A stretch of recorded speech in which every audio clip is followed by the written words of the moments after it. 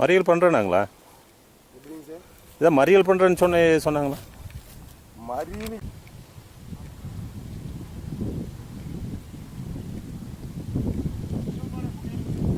கைது செய்யல, இன்னும் வாகனங்கள் பறிமுதல் செய்யப்படவில்லை.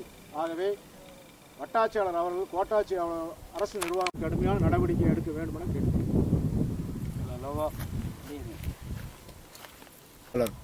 பல்லடம் வட்டார பகுதியில் தொடர்ந்து மண் திருட்டுகள் நடைபெற்றுக் கொண்டிருக்கிறது.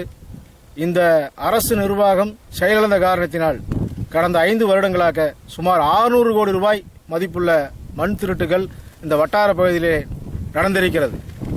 குறிப்பாக சொல்ல வேண்டும் என்று சொன்னால் அணுப்பட்டி, பணிக்கம்பட்டி, வடுபாளையம்புதூர் போன்ற பகுதிகளிலே மண் திருட்டுகள் நடைபெற்று வட்டாட்சியாளர் மற்றும் கோட்டாட்சியாளர் அவர்களால் அந்த மண் திருட்டில் ஈடுபட்ட வாகனங்கள் பறிமுதல் செய்யப்பட்டது.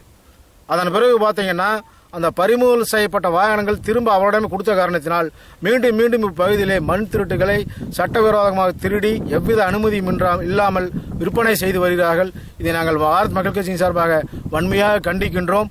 உடனடியாக கோட்டாட்சியாளர் அவர்களும் மாவட்ட ஆட்சித்தலைவர் அவர்களும் இந்த விஷயத்திலே தலையிட்டு உடனடியாக இந்த மண் திருட்டை ஈடுபட்ட வாகனங்களை பறிமுதல் செய்ய வேண்டும்.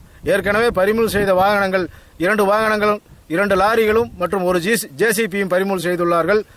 அது மட்டுமல்ல, அதுபோக இன்னும் பல்வேறு வாகனங்கள் பறிமுதல் செய்ய வேண்டியது இருக்கிறது. அனைத்து வாகனங்களையும் பறிமுதல் செய்ய வேண்டும். கோடிக்கணக்கான மண்ணை திருடி சட்டவிரோதமாக விற்பனை செய்தல் மீது அவர்களை கைது செய்து சிறையில் அடைக்க வேண்டும். மேலும் இதுபோன்ற சம்பவங்கள் இனிமேல் நடக்காமல் தடுக்க வேண்டும். இந்த பகுதியில் பார்த்தீங்கன்னா மக்களுக்கே தெரியாமல் வெங்கடாபுரம் பகுதியில் கிட்டத்தட்ட ஒரு 2000 லோடு மண் எடுத்து வித்திருக்கிறாங்க. சட்டவிரோதமாக எவ்விதமும் அனுமதியும் இல்லாமல் இந்த மண் திருட்டு நடைபெற்றுக் கொண்டிருக்கிறது. இதை உடனே தமிழக அரசு தடுத்து நிறுத்த வேண்டும். தமிழக முதலமைச்சர் அவர்கள் திறமையான முறையில் நல்லாட்சி நடத்தி கொண்டிருக்கிறார்.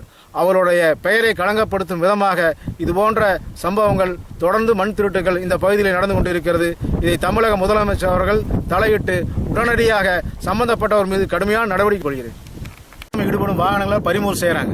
ஆனா பறிமுதல் செஞ்ச பிறகு பாத்தீங்கன்னா ஒரு வாரத்துக்குள்ள குறைஞ்ச அமௌண்ட் ஃபைனை கட்டிட்டு வண்டி கொடுத்துட்றாங்க. இதனால என்ன ஆகுதுன்னு கேட்டீங்கன்னா மறுபடியும் தொடர்ந்து அதே வண்டியை வச்சு மறுபடியும் மண் திருட்டில் ஈடுபடுறாங்க. இது மண் திருட்டை ஊக்குவிக்கும் செயலாக இந்த அரசு நிர்வாகம் செய்து வருகிறது. இதை தடுத்து நிறுத்த தமிழக முதலமைச்சர் நடவடிக்கை எடுக்க வேண்டும் என கேட்டுக்கொள்கிறேன்.